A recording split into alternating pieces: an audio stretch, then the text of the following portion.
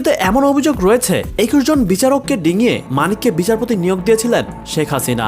এক ট্রাফিক সার্জেন্টকে হাইকোর্টের বিচারকের গাড়িকে সালাম না দেওয়ার কারণে আদালতে কান ধরে উঠবস করিয়েছিলেন এই মানিক। সেই প্রেক্ষাপটে পুলিশের তৎকালীন মহাপরিদর্শক শহীদুল হক বলেছিলেন, ট্রাফিক পুলিশ কাউকে অভিবাদন জানাতে বাধ্য নয়। পরে সেই শহীদুল হকের বিরুদ্ধেই আদালতে অবমাননার রুল জারি করা হয়। এতে আইন অনুসারে স্বয়ংক্রিয়ভাবে মহাপরিদর্শকের পদ হারান তিনি। পরে রাষ্ট্রপতির ক্ষমার কারণে শহীদুল হকের চাকরি ফিরে পান। এছাড়া ইকোনমিক ক্লাসের টিকিট কিনে জোরপূর্বক বিজনেস ক্লাসের আসনে বসে লন্ডনে যাওয়ার মতো কীর্তি রয়েছে বিচারপতি মানিকের। তিনি 32,000 পাউন্ড দিয়ে লন্ডনে 3টি বাড়ি কিনেছেন।